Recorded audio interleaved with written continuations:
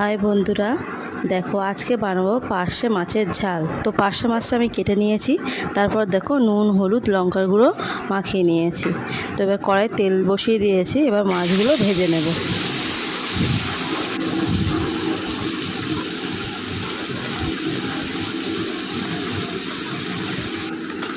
তারপর দেখো লাল লাল করে মাছগুলো ভাজা হয়ে গেছে।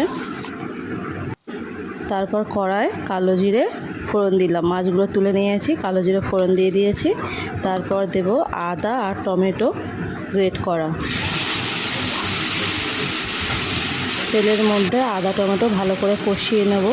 তারপর একে একে নুন হলুদ লঙ্কার গুঁড়ো জিরে ধনের গুঁড়ো দেবো, দিয়ে ভালো করে মশলাটা কষিয়ে জল দিয়ে দেব। তারপর দেখো আমার নামানো হয়ে গেছে।